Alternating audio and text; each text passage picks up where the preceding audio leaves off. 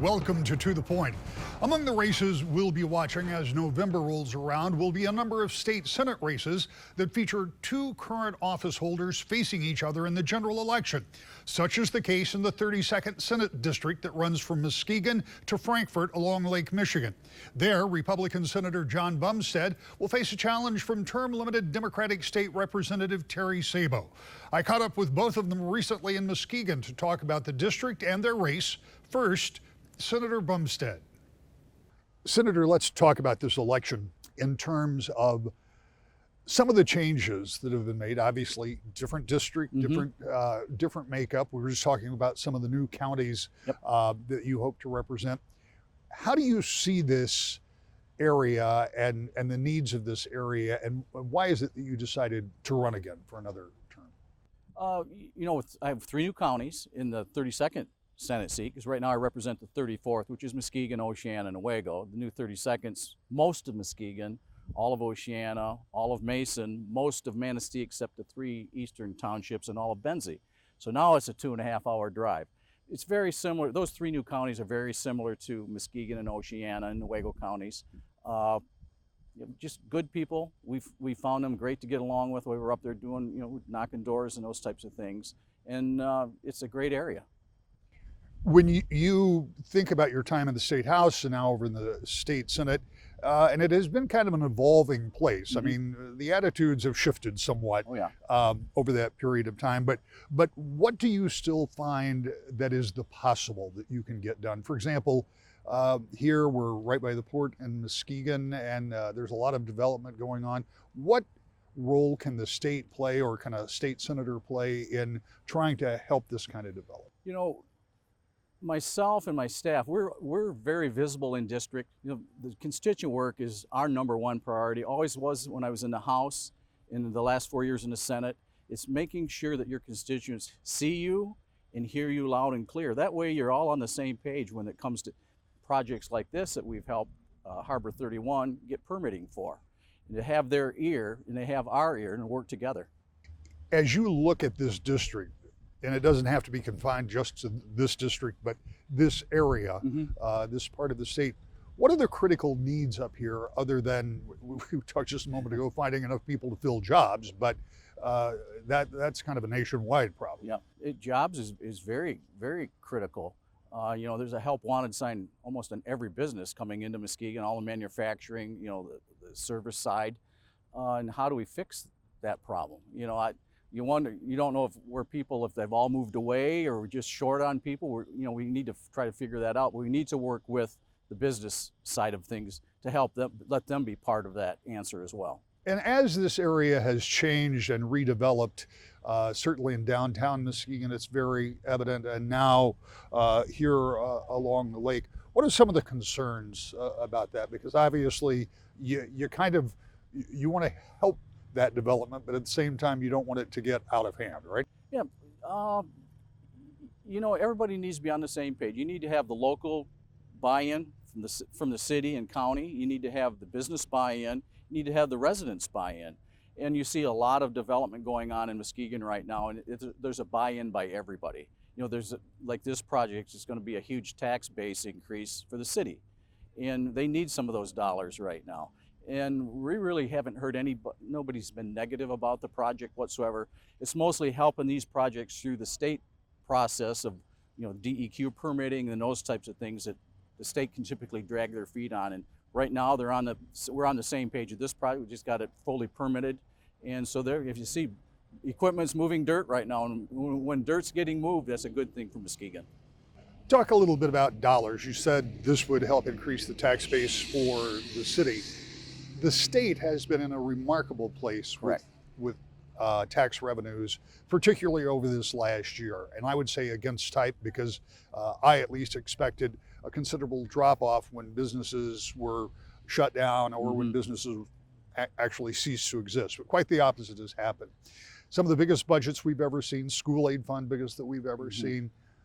As somebody who has been there through some more lean times, Good and bad times. yeah, and now you look at this as clearly a time when there's plenty of money over there. Mhm. How sustainable are these budgets that have been passed? In other words, once people get used, the entities that receive those dollars, once they get used to being funded at a particular level, it's difficult to go backwards. But it seems to me that the amount of money that has been coming into the state coffers Correct. is not going to continue. Correct.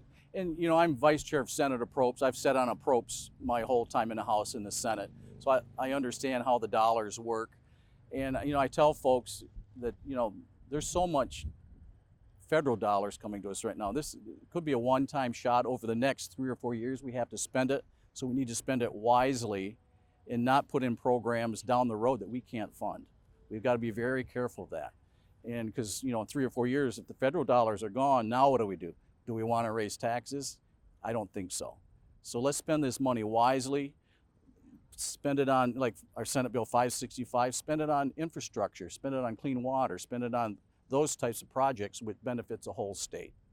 If you're successful and you get reelected, you'll have 4 years to get your priorities done. What would some of those priorities be? With all the money that's at the state level right now, I think we need to look at maybe let's get a tax structure that benefits everybody, benefits businesses, makes it a level playing field. Maybe it's time to reduce income tax a little, because we need to look at other states. Why are people moving to Florida? Why are people moving to Texas? Why are people moving to Kentucky and Tennessee? And and maybe mirror some of those programs or tax structures. And I think we need to take a hard look at that. Not knowing what the makeup of the Senate or the House is going to be, or who's going to be in the governor's office, how difficult, if the divided government that we've had for the past 4 years continues in some fashion, how difficult is it to achieve big things like that if you are working with other folks whose idea about taxation may be considerably different? I've gone to Lansing. I've always been able to work. I was able to work with Governor Snyder. I've been able to work with Governor Whitmer. Senate Bill 565 is, she's actually going on campaigning. It's actually my bill, and it was a bipartisan bill. We passed through the Senate, and the House was all on board, and it's a great bill. Those are the types of things that you can work together across the aisle that can make Michigan move forward.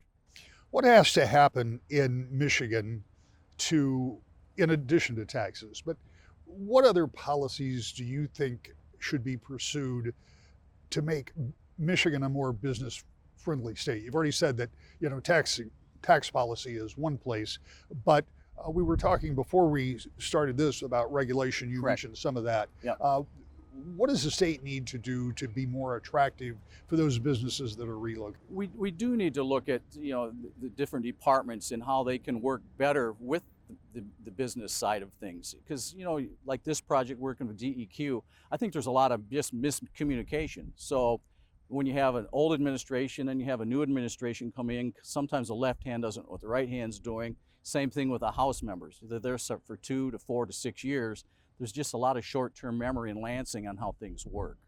And so it takes somebody with a lot of experience like myself in my office that can help these projects move forward in your district. But you still have to be able to work, whoever the governor is, with that governor, because remember, the governor appoints all the different department heads. You've got to make sure you treat them fairly, because if you don't treat them fairly, you won't get in their office. And we've always had an open door to all the different department heads and the governor's office. When you talk about attracting companies and businesses and getting people to want to live here in Michigan, one of the really high bar items is education. And I mentioned earlier that there's been a lot of money put into education, but what do you do beyond money to guarantee outcomes, get our reading levels up, get our math levels up? We're very fortunate here on the west side. I've always, if you look back on all the years I've been in Lansing, I've always been a proponent of local control, letting the locals figure out what works best for their students, let the school boards work with the parents, work with the teachers, because each school is different. We're different than Marquette, we're different than Southeast Michigan, and I'm a firm believer. We have a great ISD here in Muskegon and to the north as well. Let's let the locals figure out how they can educate their kids to the needs of their community. And again, to funding, I look at some of those big numbers that are going into the school aid fund, and much of that is per pupil funding. Correct. And we have seen over the years when that funding either doesn't advance, or in some cases when it has actually been reduced slightly, that has a really negative impact on schools. So again, back to the sustainability, are those dollars sustainable? If we can keep the economy at this pace, I think we can. We just need to be careful not to create too big of a burden down the road. So we don't want to be asking people, if the economy starts to go the other way, we don't want to put tax increases in there, because that has a negative impact on the economy. We just don't want to do that. All right, this is one of the hallmarks of every campaign, and that's knocking on doors. You've got about 60 seconds. What are you telling people about this race and why you should be elected? Well, we've been knocking. We started earlier in the year in Muskegon. Now we're up north in the new area. Up in the 3 new counties is more of an introduction. What we're up to, what we've done the last few years, what our plans are in the future. I want to guarantee them that I'm very visible. My office is very visible in the district, and I want to make sure they know that in the northern area, because it's a 2-hour drive, as well as the southern area. We have a district gal that works part-time in Muskegon. My vision is possibly to have one up north as well, because it's just too hard. If I have to go to a meeting in Benzie County, I can't get back the same day to Muskegon. It's just 5 hours on the road, so it's almost impossible to do that. So you just got to let people know, let them feel good that you are going to represent them in Lansing. But we're in district a lot. Even when we're in session, I come home every day. I don't know if you knew that, or not. I don't stay in Lansing. I want to be at things at night. So that's very important to me. The constituent work is very important. The district covers a good deal of real estate, but also keeps the midsection of Lakeshore counties in one district. Many of the voters, particularly in the northern part of the district, are only now meeting the candidates who will be new to some counties due to redistricting. In any event, in just over 5 weeks, no reason absentee ballots will be available, and now is when people are making up their minds. To that end, the other candidate in the race for the 32nd, Democratic Representative Terry Sabo, is up next. To the Point. Welcome back to the Point. In a sprawling state Senate district that runs along the Lake Michigan shore from Muskegon to Oceana to Benzie County, there are 2 current legislators vying for the position. Earlier, you met Republican Senator Jon Bumstead. Now, Democratic State Representative Terry Sabo talks about why he wants to represent the newly drawn district.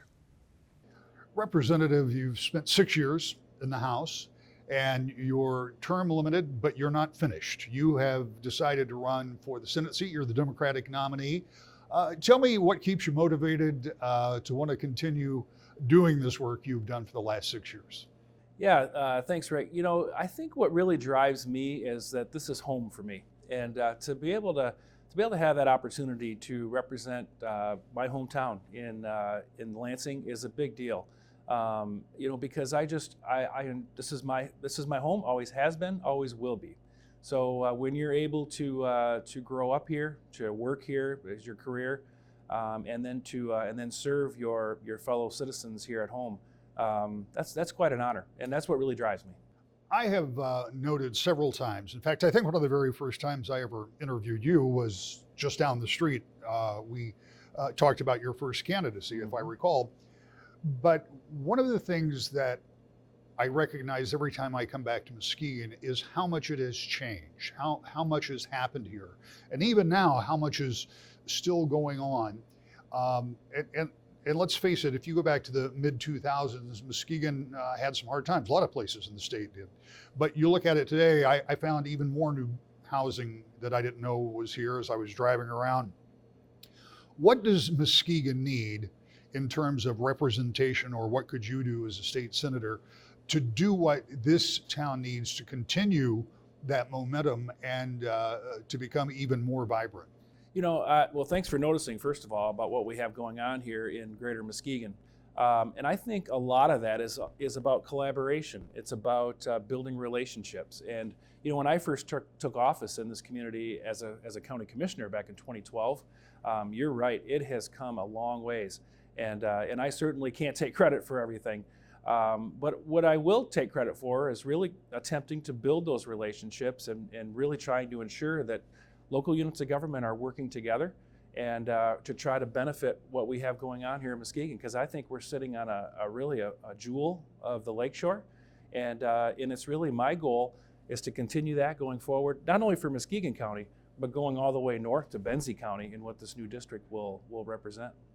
And when you think about the access to a deepwater port and all of the other access to water you have, it's kind of a multi-use, because it's not just recreation, but it's also a working area. So, you have to have kind of a dual-pronged approach, I assume, as you look at development and what's going on. Yeah, absolutely. And because what's really important here may not be important farther up north in the district. So to me, it's all about balancing in what we're doing, not only with economic development, but with tourism, trying to address the various issues that affect all of this new district, and whether they're all the same or different. And how do we do that? We do it by building relationships. We do it by making sure that people are working together for a common goal, which is to make our community better. You talk about building relationships, and that is something, in my humble opinion, that is sorely missing in Lansing, largely because of term limits. Mm-hmm. Here you are, 6 years, and you're already out of the House. Now, I know in that period of time you have built relationships and dealt with people across the aisle, but assuming that you win this race and go back to Lansing and it's still divided government, Mm-hmm. how do you get things done if you have a Republican legislature and a Democratic governor, or if you have a Democratic legislature, say a Democratic Senate and Republican House and a Democratic governor, whatever the Mm-hmm. makeup could be, there are a dozen different scenarios.